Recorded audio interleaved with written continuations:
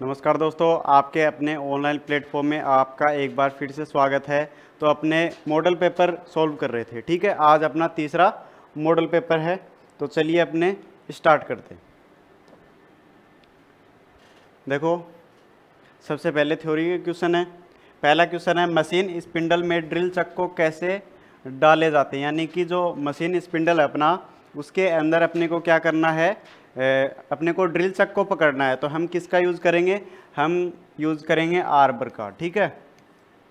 Arbor है, उसको क्या करेंगे, अपने आर्बर के अंदर अपने ड्रिल चक को पकड़ेंगे और आर्बर को फिर मशीन स्पिंडल के अंदर बांध दिया जाता है।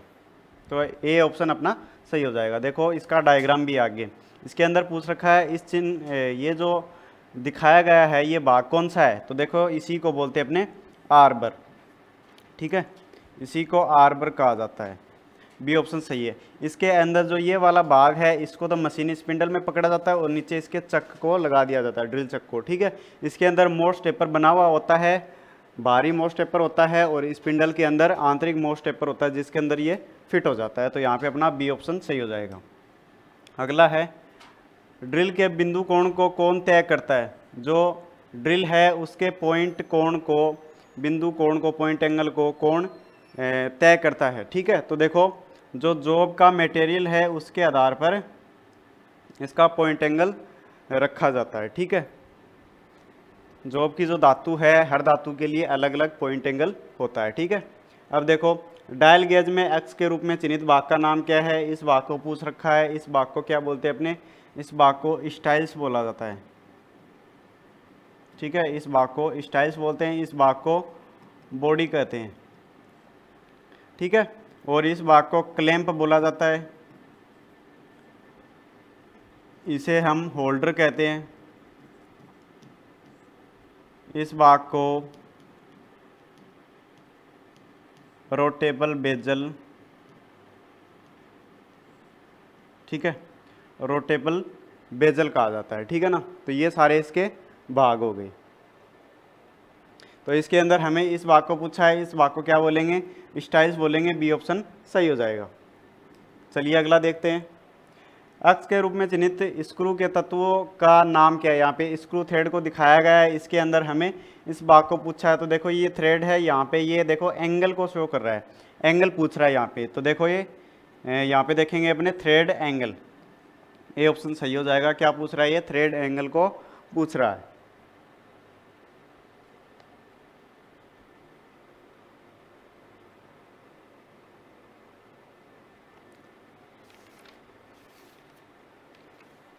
नेक्स्ट देखते हैं, अक्ष के रूप में चिन्हित भाग का नाम क्या है। देखो, इसके अंदर इस भाग को पूछ रखा है। इस भाग को क्या कहते हैं। देखो, इस भाग को अपने फ्रेम कहते हैं और इस भाग को एनविल कहा जाता है। इस भाग को स्पिंडल बोलते हैं, ठीक है। यहाँ पे लॉक नट होता है, लॉक स्क्रू भी बोल सकते हैं, ठीक है। उसके बाद में यहाँ पे इस भाग को बैरल या फिर स्लीव कहा जाता है। इस भाग को थिम्बल कहा जाता है और ये जो लास्ट में है, इसको रेचेट स्टॉप कहा जाता है।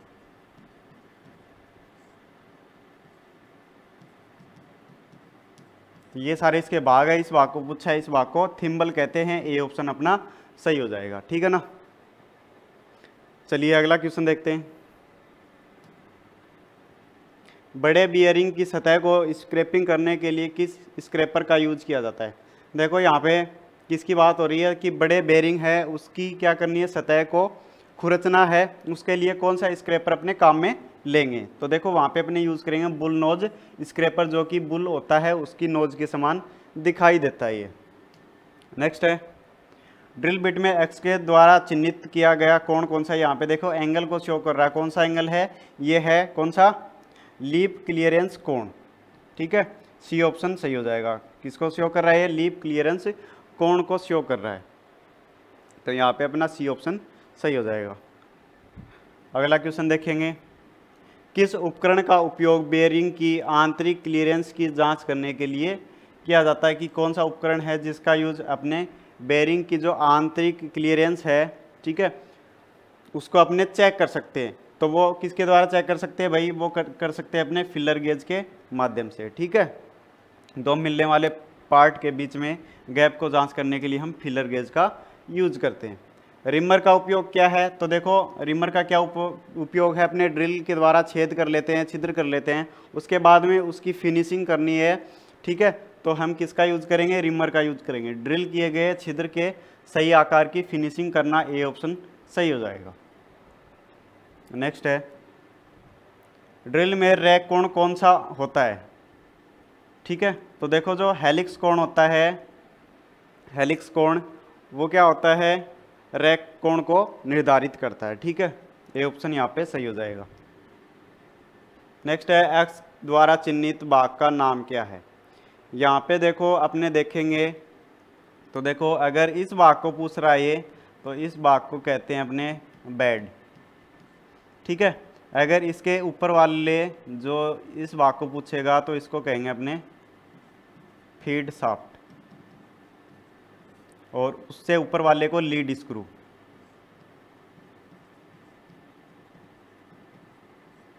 ठीक है। टेल स्टॉक कौन सा होगा, टेल स्टॉक ये हो जाएगा, ये हो जाएगा कैरीज, ये हो जाएंगी लेग, ठीक है, ये हो जाएगा हेड स्टॉक। तो हमें कौन से भाग को पूछा है, हमें यहाँ पे पूछ रखा है, ठीक है, बेड को पूछ रखा है, अपना बी ऑप्शन सही हो जाएगा। चलिए नेक्स्ट देखते हैं, एक्मी ब्रेड लिख रखा, थ्रेड आएगा यहाँ पे। एक्मी थ्रेड होता है उसका एंगल कितना होता है, ये यहाँ पे पूछ रखा है। तो एक्मी थ्रेड का जो एंगल होता है वो होता है 29 डिग्री, सी ऑप्शन सही हो जाएगा, ठीक है ना। यहाँ पे अपना सी ऑप्शन सही है, 29 डिग्री। नेक्स्ट है, इस टूल का नाम क्या है, तो देखो यहाँ पे क्या है, काउंटर सिंकिंग टूल है जिसके साथ में क्या लगा हुआ है, पायलट लगा हुआ है, ठीक है। तो देखो काउंटर सिंक के साथ पायलट, बी ऑप्शन सही हो जाएगा। चलिए अगला देखते हैं, फिलर गेज का उपयोग क्या है। तो फिलर गेज का क्या उपयोग बताया था, दो मिलने वाले पार्टों के बीच में गैप को जांच करना, मिलने वाले भागों के बीच की गैप की जांच करने के लिए हम फिलर गेज का यूज करते हैं। नेक्स्ट है, एक्स के रूप में चिन्हित भाग का नाम क्या है। ये देखो यहाँ पे रिमर का डायग्राम है, इसके अंदर इस एंगल को पूछ रखा है, कौन सा एंगल है, ये रैक एंगल है, कौन सा एंगल है, ऋणात्मक रैक एंगल है, ठीक है। तो यहाँ पे डी ऑप्शन सही हो जाएगा। नेक्स्ट है, रिवेट के निर्माण के लिए उपयोग किए जाने वाले सामग्री क्या है, यानी कि रिवेट बनाने के लिए कौन से मटेरियल का यूज करते हैं, ये यहाँ पे पूछ रखा है। तो देखो हम यूज करते हैं माइल्ड स्टील का, ठीक है, माइल्ड स्टील का यूज अपने रिवेट बनाने के लिए करते हैं। नेक्स्ट है, पाउडर मेटलर्जी तकनीक द्वारा कौन से टूल सामग्री का निर्माण किया जाता है, ठीक है। पाउडर मेटलर्जी द्वारा कौन से टूल सामग्री का निर्माण किया जाता है, देखो कार्बाइड का बनाने के लिए करते हैं, ठीक है, कार्बाइड। नेक्स्ट है, वर्नियर हाइट गेज का कौन सा पार्ट मुख्य स्लाइड का एक इंटीग्रल पार्ट है, यानी कि वर्नियर हाइट गेज का कौन सा पार्ट है जो कि जो अपना वर्नियर स्लाइड है उसके साथ में जुड़ा हुआ होता है, ठीक है, उसी का पार्ट होता है। तो वो होता है अपना जा, ठीक है, जा होती है वो वर्नियर स्लाइड के साथ में ही जुड़ा रहता है। नेक्स्ट है, कॉर्नर पर मटेरियल को चौकोर करने के लिए किस छेनी का उपयोग किया जाता है, यानी कि कॉर्नर को साफ करने के लिए, कॉर्नर से मटेरियल को हटाने के लिए हम किसका यूज़ करते हैं, तो हम यूज़ करते हैं डायमंड पॉइंट छेनी का यूज़ करते हैं, ठीक है। फ्लैट छेनी है, इसका यूज़ अपने कटिंग के लिए करते हैं। हाफ राउंड नोच छेनी है, इसका यूज़ अपने ऑयल ग्रुप्स वगैरह काटने के लिए करते हैं। क्रॉस कट छेनी का यूज़ कीवे वगैरह या फिर ग्रूव बनाने के लिए करते हैं। नेक्स्ट है, ड्रिल किए गए छिद्र को एक मानक आकार में फिनिश करने वाले ऑपरेशन का नाम क्या है, यानी ड्रिल कर दिया आपने को और उसके बाद में क्या करना है, उसकी फिनिशिंग करनी है, ठीक है। तो उस ऑपरेशन को क्या कहेंगे, अपने रिमिंग कहेंगे, अपना डी ऑप्शन सही हो जाएगा। क्या बोलेंगे उसे, रिमिंग बोलेंगे। अगला क्वेश्चन देखेंगे, कास्ट आयरन में ड्रिलिंग के लिए किस शीतलक का उपयोग किया जाता है? यानी कि कास्ट आयरन अपनी है, उसके अंदर अपने ड्रिलिंग कर रहे हैं, छिद्र कर रहे हैं, ठीक है, तो उस समय हमें कूलेंट के रूप में किसका यूज करना चाहिए? तो कास्ट आयरन के लिए हम एयर का यूज करते हैं, ठीक है, ड्राई एयर जेट का यूज करेंगे। नेक्स्ट है, वर्नियर बेवल प्रोटेक्टर का कौन सा भाग मापते समय झुकी हुई सतह से संपर्क करता है? यानी कि वर्नियर बेवल प्रोटेक्टर है, उसका कौन सा भाग है जो कि झुकी हुई सतह के संपर्क में आता है, ठीक है ना, तो वो होता है अपना ब्लेड, ठीक है। फ्लैट सतह के संपर्क में कौन सा आएगा? स्टोक आएगा।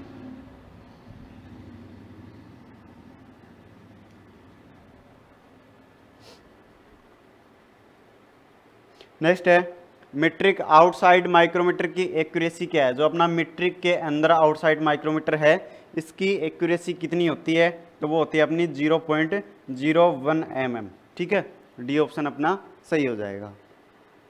अगला क्वेश्चन देखेंगे, वेल्डिंग जॉइंट का नाम क्या है? इस जॉइंट का क्या नाम है? देखो, इसके अंदर आमने सामने प्लेट को रखते हैं अपने, देखे, ठीक है, और फिर क्या करते हैं, इसके अंदर यहाँ पे वेल्डिंग को भर दिया जाता है, तो ये जॉइंट बनेगा, इसको क्या बोलेंगे अपने? इस जॉइंट को बोलेंगे अपने बट जॉइंट, ठीक है, क्या बोलेंगे इसे? बट जॉइंट बोलेंगे, अपना सी ऑप्शन सही हो जाएगा भाई। अगला क्वेश्चन देखेंगे, खोखली बेलनाकार जॉब्स को पकड़ने के लिए किस वाइस का उपयोग किया जाता है? देखो, खोखली बेलनाकार जॉब है, उसको अपने पकड़ने के लिए पाइप वाइस का यूज करते हैं, ठीक है, किसका यूज करेंगे? Pipe vice. पाइप वाइस होती है वो जॉब को 4 जगह से पकड़ती है, ठीक है, 4 पॉइंट से पकड़ती है। आयताकार ट्रे बनाने में प्रयुक्त नोच का नाम क्या है? देखो, नोच क्या होती है, इस प्रकार से हमारी एक सीट है, सीट को क्या करना है? इस प्रकार से ट्रे बनाना है, ठीक है, तो हम क्या करेंगे, यहाँ से इसको ऊपर मोड़ देंगे, फिर यहाँ से मोड़ेंगे, यहाँ से मोड़ेंगे और यहाँ से मोड़ेंगे, यहाँ से मोड़ दिया, फिर ऊपर से मोड़ेंगे, तो ये जो कॉर्नर है ये दिक्कत करेगा यहाँ पे, ठीक है, ये दिक्कत करेगा, तो हमें क्या करना पड़ेगा? इस कॉर्नर को हटाना पड़ेगा, काटना पड़ेगा, तो ये जो हम काट देंगे इसको ही बोलते हैं अपने नोच, ठीक है।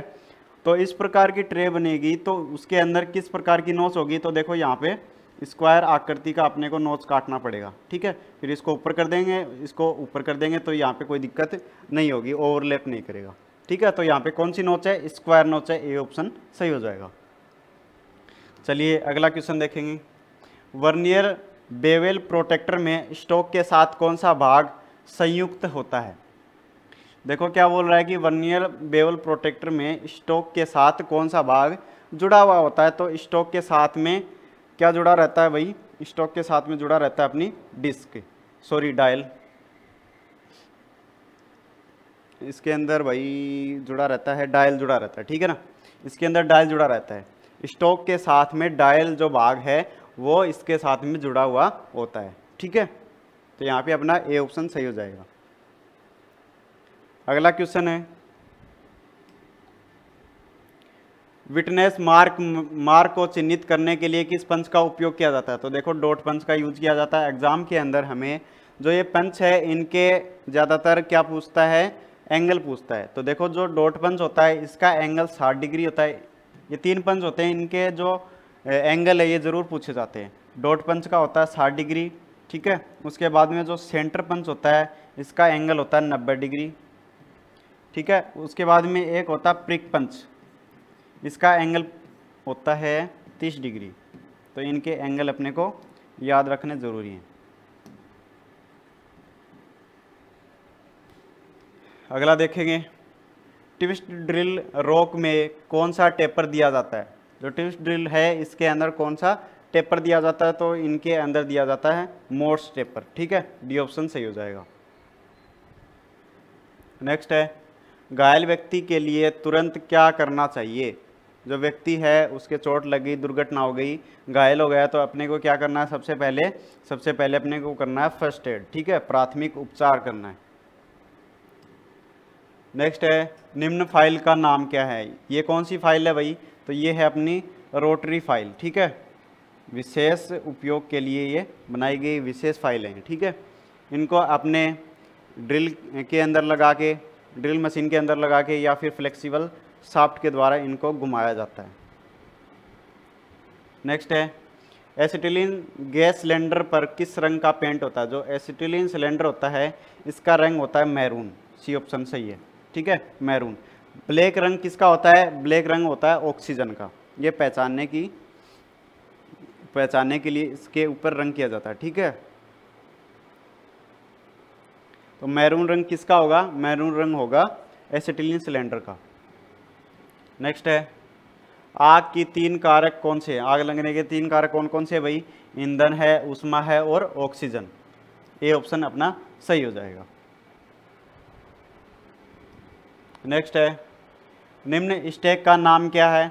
तो देखो इस स्टेक का नाम क्या है, फनल स्टेक, ठीक है। नीचे से फ्लैट होता है और ऊपर से हाफ राउंड होता है, आगे नुकीला होता है, ठीक है। यानी कि जो अपना कीप होता है उसको काट देंगे बीच में से तो इसी प्रकार दिखाई देता है।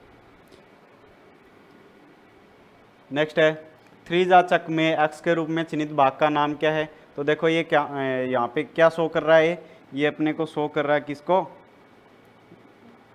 आंतरिक जबड़े को, ठीक है, इंटरनल जा। अपना सी ऑप्शन सही हो जाएगा इसके अंदर, ठीक है। ये वाला है, ये हो जाएगा बाहरी जबड़ा और ये आंतरिक जबड़ा। नेक्स्ट है इस यंत्र का नाम क्या है। तो देखो ये क्या है, ये अपना माइक्रोमीटर है और यहाँ पे थ्रेड को चेक कर रहा है, तो कौन सा हो गया, थ्रेड माइक्रोमीटर हो गया, ठीक है। तो screw thread micrometer, A option सही हो जाएगा। नेक्स्ट है एक्स द्वारा चिन्हित भाग का नाम क्या है। यहाँ पे देखो क्या दर्शाया गया है, इस भाग को अपने बोलते हैं क्राउन व्हील, ठीक है, बी ऑप्शन सही हो जाएगा। किसको दर्शा रहा है, क्राउन व्हील को शो कर रहा है। नेक्स्ट है कंपास। देखो यहाँ पे ईडी के क्वेश्चन शुरू हो गए इंजीनियरिंग ड्राइंग के। इसके अंदर देखो पहला क्वेश्चन कंपास का उपयोग को ड्रॉ करने के लिए किया जाता है। कंपास है उसके द्वारा हम क्या बनाते हैं भाई, उसके द्वारा हम बनाते हैं वर्त को, ठीक है। कंपास के द्वारा क्या बनाया जाता है, सर्कल बनाया जाता है, वर्त बनाया जाता है। नेक्स्ट है सामग्री के रूढ़िगत प्रतीक को पहचाने। ये किसको शो कर रहा है, तो ये स्टील को शो कर रहा है, अपना बी ऑप्शन सही हो जाएगा इसके अंदर, ठीक है। नेक्स्ट है उपकरण का नाम पहचाने। ये किसका डायग्राम दिखाया गया है, तो हम देखेंगे कि ये डायग्राम है ट्राई स्क्वायर का, ठीक है। इसके द्वारा क्या करते हैं, कोई जॉब है उसके दो सतहों के बीच 90 डिग्री का एंगल चेक करते हैं और समतलता की जांच इसके द्वारा की जाती है भाई। नेक्स्ट है निम्न सेट स्क्वायर का नाम पहचाने। जो ये सेट स्क्वायर दिखाया गया है, दो आते हैं, ठीक है। तो ये जो सेट स्क्वायर है इसके अंदर अपने को पहचाना है। इसके अंदर देखो ये एंगल कितना होता है इसके अंदर, ये तो ये 45 डिग्री वाला है, ठीक है। सी ऑप्शन यहाँ पे सही हो जाएगा।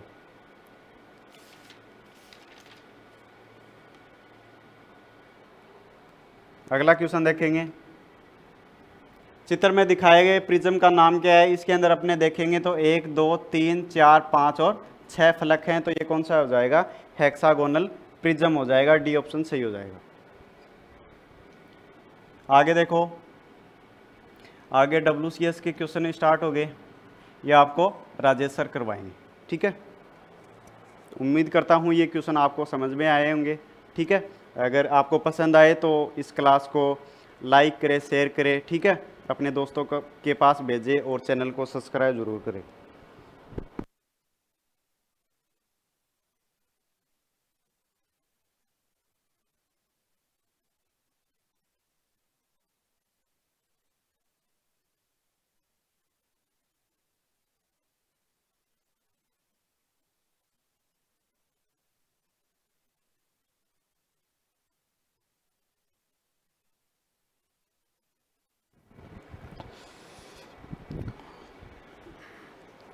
नमस्कार दोस्तों, हमारे YouTube चैनल में आपका फिर से स्वागत है।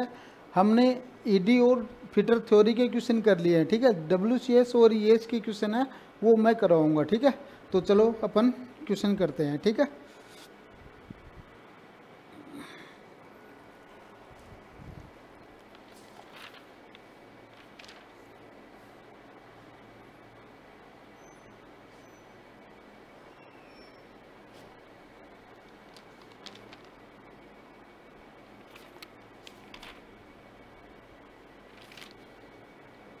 ठीक है, चलो क्वेश्चन देखते हैं कि ऊष्मा की एसआई इकाई क्या है। ऊष्मा की एसआई इकाई क्या होती है? कैलोरी होती है, सेंटीग्रेड ऊष्मा होती है, या जूल होती है, ब्रिटिश थर्मल यूनिट होती है। देखो ऊष्मा की एसआई इकाई होती है जूल। ठीक है, ऑप्शन ए डी इसमें राइट आंसर हो जाएगा। ठीक, एक वर्ग की भुजा क्या होगी जिसका क्षेत्रफल 625 क्या है? मिमी है। अब देखो वर्ग की जो भुजा है वो क्या है? जैसे ये वर्ग है, ठीक है, इसमें ये ए भुजा है और ये ए भुजा है, और इसका जो एरिया दे रखा है हमें वो क्या है? 625। तो एरिया क्या है अपना? 625 mm। तो एरिया का क्षेत्रफल क्या होता है? वर्ग का क्षेत्रफल क्या है? ए स्क्वायर, मतलब साइड का स्क्वायर बराबर 625। तो ए बराबर अंडर रूट 625, और अंडर रूट 625 किसका होता है? 25 का।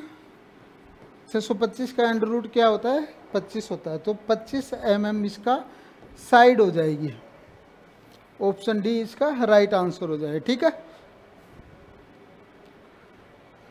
एक आयत का क्षेत्रफल क्या होगा जो लंबाई 10 है और चौड़ाई क्या है? 8 सेमी है। तो देखो ये आयत जो अपना रेक्टेंगल होता है वो इस प्रकार होता है, जैसे एल ये है और ये इसकी विड्थ है। तो आयत का क्षेत्रफल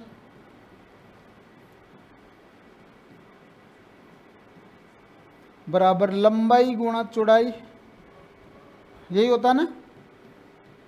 अब देखो लंबाई 10 दे रखी है और 8 चौड़ाई है, तो 80 सेंटीमीटर स्क्वायर। ठीक है, तो 80 सेंटीमीटर स्क्वायर। ऑप्शन ए इसका राइट आंसर हो जाएगा। ठीक है,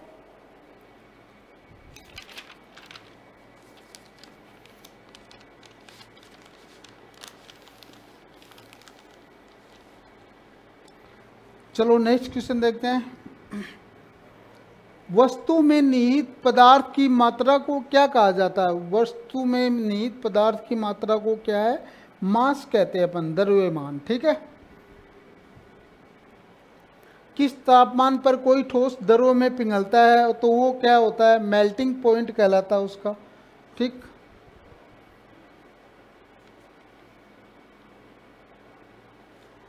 मेल्टिंग पॉइंट कहलाता है। ठीक है, अब देखो 0.456 को प्रतिशत में बदलना है तो कैसे बदलेंगे? देखो 0.456 दशमलव भिन्न है, इसको परसेंटेज में बदलेंगे तो क्या, किससे गुणा कर? पहले इसका पॉइंट हटाएंगे तो ये पॉइंट हट गया। ठीक है, और 1000 से डिवाइड कर दिया और 100 से अपन काट देंगे तो ये कितना हो जाएगा? 45.6%। ठीक है, तो ऑप्शन डी इसका राइट आंसर हो जाएगा।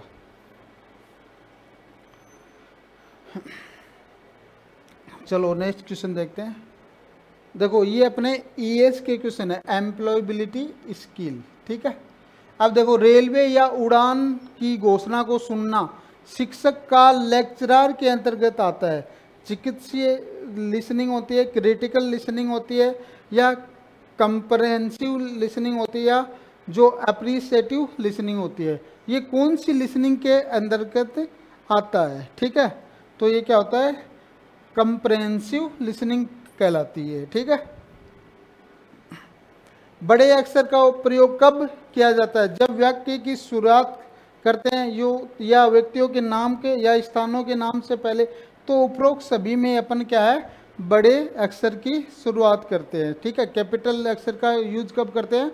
जब भी हम वाक्य, जो एक वाक्य होता है, जो सेंटेंस हो, उसको लिखते हैं तो बड़े कैपिटल अक्षर से लिखते हैं। ठीक है, सोशल नेटवर्किंग साइट्स का नुकसान कौन सा है? जानकारी तक पहुंचना, व्यापार के लिए ऑनलाइन मार्केटिंग, तुरंत बातचीत, या बुरी आदत होना।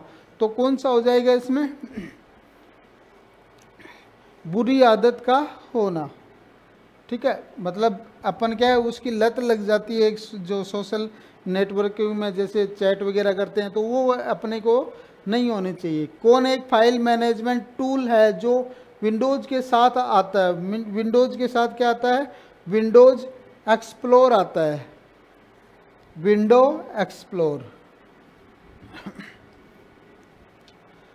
मध्यम विनिर्माण उद्यमियों के लिए संयंत्र और मशीनरी में निवेश बीच के हैं, 10 लाख से 2 करोड़, 20 लाख से 5 करोड़ या 5 करोड़ से 10 करोड़। तो मध्यम में क्या है? 5 करोड़ से 10 करोड़ के अंतर्गत कॉस्ट के अकॉर्डिंग अपन मशीनरी का उपयोग करते हैं। SWOT विश्लेषण में कौन सी जोड़ी सहायक है? तो SWOT में क्या होती है? जो थ्रेड्स पहले तो होती है, स्ट्रेंथ होती है, और फिर और अवसर होती है। ठीक है, ऑप्शन डी इसका राइट आंसर, अपॉर्चुनिटीज। ठीक है, पोमोडोरो तकनीक एक ऐसी प्रणाली है जो लोगों को उनके पास मौजूद समय के साथ काम करने के लिए प्रोत्साहित करती है। तो पोमोडोरो तकनीक किसके लिए प्रयोग की जाती है? तो पोमोडोरो समय का प्रबंधन और एक कार्य पर अधिक समय तक ध्यान केंद्रित करना। ठीक है, देखो पोमोडोरो क्या होती है? जब हम कोई भी काम करते हैं, जैसे हमने 1 घंटे के लिए काम किया, काम करना है हमें, तो हम क्या है कि 55 मिनट उसी काम में क्या है, अच्छे से ध्यान लगाकर उस काम को करते हैं, और बाकी के 5 मिनट में क्या है, अपन दिमाग को फ्रेश करने के लिए अपन थोड़ा ध्यान हटा लेते हैं। तो वो जो टेक्निक होती है वो क्या है? पोमोडोरो टेक्निक कहलाती है। ठीक है, किसी विशेष कार्य के लिए समर्पण को कहते हैं, तो कमिटमेंट कहा जाता है। ठीक है, अपन जब भी हम कोई कार्य करते हैं उसको क्या किसी को देते हैं ना, कहते हैं कि भाई मैं कमिटमेंट करता हूँ। ठीक है, मैं मतलब मैं इसका अनुसरण करता हूँ, कमिटमेंट करता हूँ। ठीक है, जांच के दौरान निम्नलिखित में से किससे बचना चाहिए? दोहरा सारांश, ध्यान से सुनना, ग्राहकों को बाधित करना। ठीक है, तो जांच के दौरान हमें ग्राहक को बाधित करने से बचना चाहिए। Interrupting the customer. काइजेन का अर्थ क्या है? काइजेन का अर्थ है जब निरंतर सुधार करते हैं उसको काइजेन बोलते हैं। ठीक है, पूरे देश या क्षेत्र के आर्थिक प्रदर्शन को मापने के लिए किसका उपयोग किया जाता है? पूरे देश के लिए जो, तो जीडीपी के लिए किया जाता है। जीडीपी का उपयोग करते हैं अपन।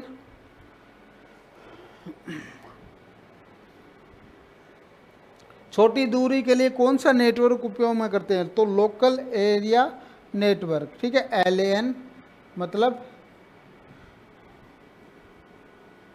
लोकल एरिया नेटवर्क, इसका उपयोग किया जाता है। देखो, दे खालिस्तान गुड फ्रेंड। ठीक है, तो गुड फ्रेंड्स हैं, तो ये बहुवचन है, दे के साथ क्या है? They are good friends. ठीक है, हेल्पिंग वर्ब क्या है? प्लूरल आएगी। रसायनों के जहरीले गुणों के कारण होने वाले खतरों को कहा जाता है मनोवैज्ञानिक खतरे, रासायनिक खतरे या जैविक खतरे। ठीक है, तो ये रसायन है, उनके जहरीले उपयोग से जो खतरे होते हैं वो क्या है? रासायनिक खतरे कहलाते हैं। ठीक है, दिए गए में वाक्य में उपयुक्त विशेषण क्या होगा? The little girls I revealed her mischief. मतलब लिटिल गर्ल की जो गर्ल है उसकी जो आई क्या है? ट्विंकलिंग है, मतलब टिमटिमाती हुई, ट्विंकलिंग आईज है उसकी। ठीक है, मतलब ऐसे पलके झपकाने को बोलते हैं ना, ट्विंकलिंग बोलते हैं। ठीक है, चमकदार बोलते हैं। ठीक है, MS एक्सेल में सेल में एक सूत्र इंसर्ट करने के लिए हमें प्रविष्टि को एक ऑपरेटर के साथ शुरू करने चाहिए। तो ऑप्शन बी इसका राइट हो जाना चाहिए। ठीक है, मतलब बराबर वाला जो की है उसको अपन सिलेक्ट करते हैं। किसको पुअर कम्युनिकेशन कहा जाता है? संदेश का साफ और स्पष्ट होना, संदेश अस्पष्ट होना। ठीक है, तो संदेश है वो अस्पष्ट होना क्या है? एक पुअर कम्युनिकेशन का एग्जाम्पल है। कौन ट्रिपल ए में लिसनिंग का हिस्सा नहीं है? एटीट्यूड, अटेंशन, एडजस्टमेंट या एंजाइटी। तो एंजाइटी इसमें हिस्सा नहीं है, ठीक है। माइंडफुलनेस क्या होता है? It is the word use to describe people who are full of the thoughts, या it is about sharpening your brain, या it is the ability to fully present in a moment, ठीक है। तो mindfulness का मतलब क्या है कि जब आप एक ऐसे सक्षम व्यक्ति जो माइंड से पूरी तरह से वहाँ पर मोमेंट में प्रेजेंट है, ठीक है, उसको माइंडफुलनेस बोलते हैं, ठीक है। नए उपयोगी उत्पादों में छोड़ी गई सामग्रियों को पुनः आपूर्ति को कहा जाता है।